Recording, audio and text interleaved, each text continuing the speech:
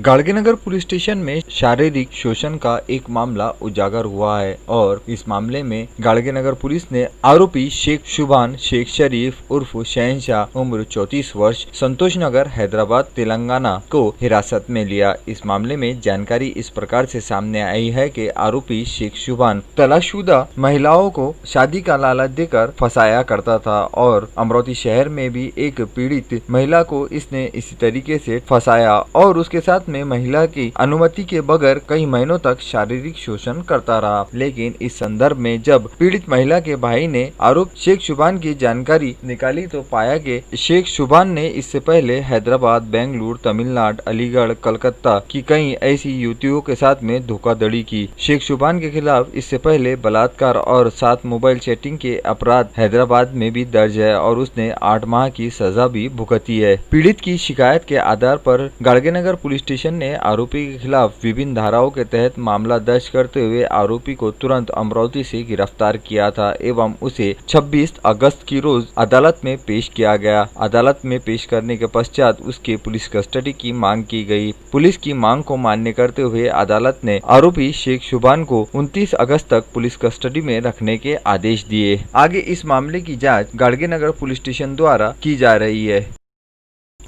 अमरावती ग्रामीण पुलिस अधीक्षक हद अंतर्गत ग्रामीण क्षेत्रों में घरफोड़ी, मोटरसाइकिल चोरी एवं अन्य घटनाओं का प्रमाण बढ़ने के चलते ग्रामीण पुलिस अधीक्षक ने स्थानिक अपराध शाखा को इन पर शिकंजा कसने के आदेश दिए और स्थानिक अपराध शाखा ने ग्रामीण क्षेत्र के परतवाड़ा पुलिस स्टेशन हद में ग्राम वड़गांव फतेहपुर घरफोड़ी की घटना के संदर्भ में जाँच की शुरुआत की और उसी के चलते 26 अगस्त को स्थानिक अपराध शाखा को गुप्त सूचना मिली के वड़गांव फतेहपुर चोरी में सनोज रेवराम धुर्वे उम्र 21 वर्ष, कृष्णा रेवराम धुर्वे उम्र 23 वर्ष दोनों ही निवासी परतवाड़ा का समावेश है। तो स्थानिक अपराध शाखा के दल ने तुरंत ही दोनों को हिरासत में लिया और इनसे सख्ती से पूछताछ की गई। खाकी वर्दी के आगे आखिर इन आरोपियों ने चोरी की बात की कबूली दी और इस चोरी में साथीदार चमन गायकी निवासी बैतूल मध्य प्रदेश का भी होने की बात कही। साथ ही चोरी की कबूली में इन्होंने परतवाड़ा से घरफोड़ी की घटना,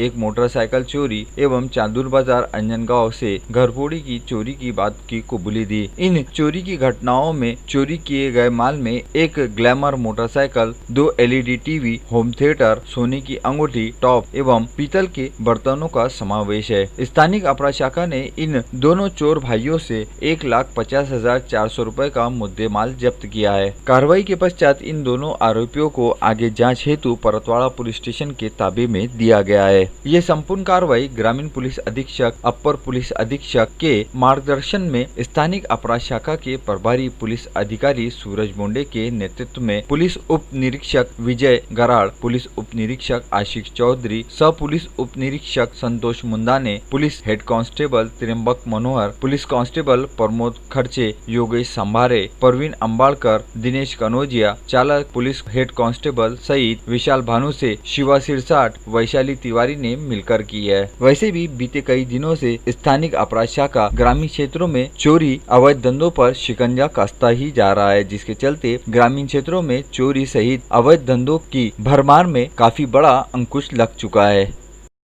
ये तस्वीर विश्राम गृह के पास से रजानगर के ओर जा रहे सड़क की है, तो वहीं दूसरा छोर विश्राम गृह से लेकर टीचर्स कॉलोनी, सिंधी कैंप परिसर, राजेश्वर यूनियन हाई स्कूल एवं पवन नगर तक के जाने वाली सड़क की है। सड़क की दुर्दशा इतनी दयनीय हो चुकी है कि सड़क पर बड़े बड़े गड्ढे पड़ चुके हैं। रात के समय विश्राम गृह के कोने पर स्ट्रीट लाइट भी लगा नहीं है। बावजूद इसके सैकड़ों क्षेत्रवासी पोटरचाल सहित रजानगर रात बेरात आना जाना करते हैं। साथ ही टीचर कॉलोनी परिसर के पिछले क्षेत्र में रहने वाले रहवासियों को भी इसी सड़क से गुजरना पड़ता है। दूसरी ओर विश्राम गृह के पीछे से जब आप हॉली क्रॉस स्कूल की ओर गुजरेंगे तो इस सड़क की भी दुर्दशा ऐसी ही कुछ हो चुकी है। सड़क पूरी तरीके से खुद चुकी है। खुदे हुए सड़क से डामर और गिट्टी निकल चुकी है, जिसके चलते गड्ढे ही गड्ढे पड़ चुके हैं। थोड़े दूर गुजरने के पश्चात हॉली क्रॉस स्कूल के बाजू से गुजरने वाली मुख्य सड़क, तो वहीं दूसरी ओर पर Rajeshwar union high school. Rajeshwar union high school की थोड़ी ही दूरी पर पवन नगर का मुख्य रास्ता, और ये रास्ता भी पूरी तरीके से गड्ढों में तब्दील हो चुका है। करीब करीब बडनेरा शहर की पिछले भाग ये सड़कें अपनी दुर्दशा पर रोती हुई साफ नजर आ रही है। पवन नगर के मुख्य छोर पर जहां नाना नानी स्पॉट बनाया गया है, वहां की दुर्दशा तो देखने लायक है।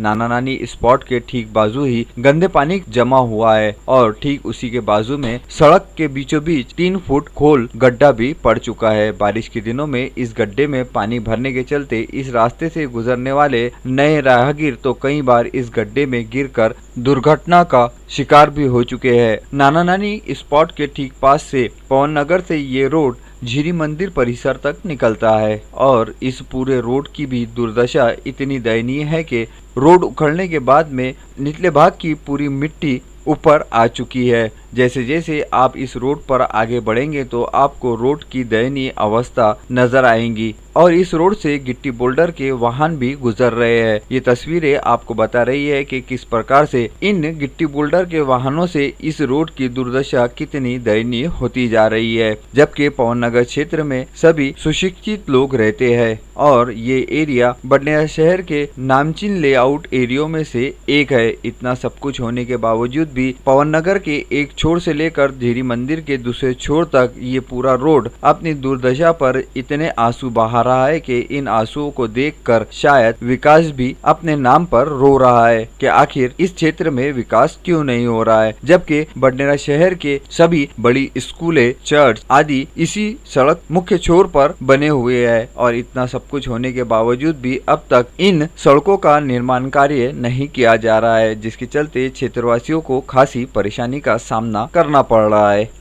सतपुड़ा के पर्वतों में बसा धारनी और इस धारनी को लगकर करीब 160 छोटे बड़े देहात इस पर्वतों की पहाड़ियों में बसे हुए हैं और इन पर्वतों की पहाड़ियों में बसने वाले आदिवासी बहुल क्षेत्र के मूल निवासी कई दशकों से इस क्षेत्र में निवास करते हैं। जबकि ब्रिटिश के दौर से सतपुड़ा में ब्रिटिशों का एक अपना अलग इतिहास रहा था। अंग्रेज शासित काल से ही अंग्रेजों ने जो नई नई इजादें की थी उसकी पहचान अब तक जीवित है और ऐसी ही एक पहचानों में से पहचान है अकोला से खंडवा होकर जाने वाली काचीगुड़ा एक्सप्रेस। मीटर गेज की ये लाइन अकोला से निकलकर धुलघाट देड़तलाई होकर खंडवा तक पहुंचती है। सतपुड़ा के पर्वतों में घुमावदार पहाड़ियों के बीच में ये एकमात्र ऐसी रेलवे लाइन थी जो ग्रामीण आदिवासियों के लिए संजीवनी का काम करती थी। आज की परिस्थिति में जहां धुलघाट से अकोला या धुलघाट से अकोट जाना है तो सड़क मार्ग से आपको 150 से 200 रुपए का भुगतान करना पड़ रहा है, लेकिन यही काचीगुड़ा एक्सप्रेस थी जो मात्र 10 रुपए में आपको आपके नियोजित स्थान तक पहुंचाती थी। समय बीतने के पश्चात बीते 4 वर्ष पहले इस मीटर गेज लाइन को बंद कर दिया गया और सुर निकला कि इस मीटर गेज लाइन को ब्रॉड गेज में बदली किया जाएगा। ये खबर जैसे ही ग्रामीण क्षेत्र में फैली तो सभी ग्रामीण क्षेत्र वासियों ने एक आनंद व्यक्त किया कि अब अधिक सुविधाएं हमें मिलेंगी, लेकिन इसी बीच ग्रामीण वासियों की चेहरे की रौनक की उड़ गई। वजह थी कि जिस मीटर गेज को बदलकर ब्रॉड गेज में बदला जाना था उसमें का अधिकांश क्षेत्र टाइगर प्रोजेक्ट के विस्तार के लिए निश्चित कर दिया गया था और इसी के चलते वन विभाग ने इस मीटर गेज लाइन को ब्रॉड गेज में बदलने और शुरू करने की अनुमति देने से इनकार कर दिया। इस मीटर गेज लाइन को जलगांव जामोद से होकर खंडवा की ओर मोड़ने के लिए प्रस्ताव की बात क्षेत्रवासियों तक पहुंची तो फिर क्षेत्रवासियों का रोष फूटा और क्षेत्रवासियों का रोष फूटा तो क्षेत्रवासियों ने अपनी प्रतिक्रियाएं देना शुरू कर दी। रेलवे बंद होने से रास्ता भी नहीं बन रहा था, पब्लिक भी परेशान हो गई, सब रास्ता खराब, टाइगर वाले बनाने नहीं दे रहे, परेशानी हो गई पब्लिक। अभी रेलवे के अलावा कोई रास्ता है क्या? अच्छा रास्ता नहीं है, बस यही के रास्ता कच्चा, उधर भी कच्चा है। परेशानी है। और बारिश में चालू रहता क्या? बारिश में रहता चालू, लेकिन वो कदा कीचड़ है टोंगली बराबर रखते थे। जब रेलवे चालू था जब कैसा था? और जब सुकून का जैसा 10 रुपये में आपको चल जाता था। गाड़ी वाले 100 रुपये 150 रुपये टिकट लेते। पहले कितना लगता था किराया ट्रेन से? आपको से मिल रहा 10 रुपये। अब कितना लग रहा है? 150 रुपये।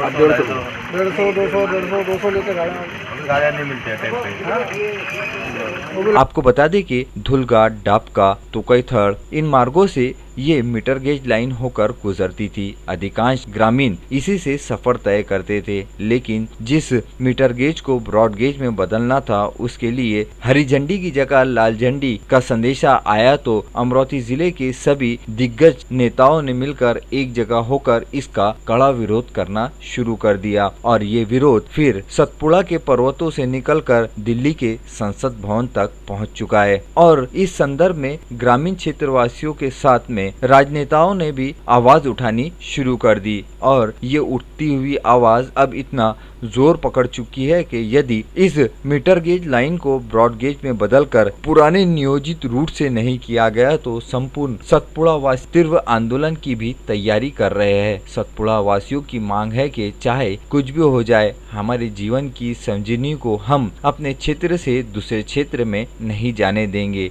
फिर इसके लिए हमें कुछ भी कर गुजरना पड़े, जो होगा देखा जाएगा। लेकिन समय की भी ये मांग है कि धारनी के सतपुड़ा में बसे हजारों मूल आदिवासियों को उनका हक मिलना चाहिए। जहां हम शहरी विभाग में खस्ता हाल सड़कों के लिए आवाज उठाते हैं, तो फिर ये ग्रामीणों की बात भी कहाँ गलत है कि उन्हें एक स्थान से दूसरे स्थान तक लेके जाने वाली रेलवे सुविधा नहीं मिलनी चाहिए। इन सभी बातों के बीच में अब ये मुद्दा दिन ब दिन गर्माता ही जा रहा है और ये मुद्दा कौन सा मोड़ लेगा, इस सब पर अमरोती जिला वासियों सहित दिल्ली वासियों की भी नजरें टिकी है। धारनी से सुलेमान मेमन की यह विशेष रिपोर्ट।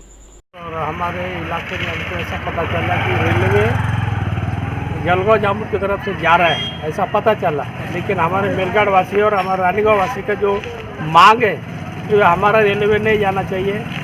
अगर रेलवे चले गया तो हमारे जो इलाके का जो एक मेलघाट का 166 गाँव पूरा जिले से ख़त्म हो जाता है, जिले से संपर्क टूट जाता है। और हमारे जो मार्केट आकोट मार्केट है, हमारी कुछ अकोला मार्केट जाना पड़ता है। हमारा जो काश्तकार का मार्केटिंग जो दाल दाना, हमारे आरोग्य, हमारा भाजीपाला और हमारे सारा मार्केटिंग हमारा अकोला और इधर खंडवा। तो हमारी को रेलवे यही मार्ग से होना और ये मार्ग से अकोला से खंडवा मार्ग हमारी को रेलवे होना। और नहीं गया, अगर उधर से रेलवे जाएगा तो हमारा मेलघाट पूरा आंदोलन करने को तैयार है और हम रोड में आंदोलन करने को तैयारी में सब हम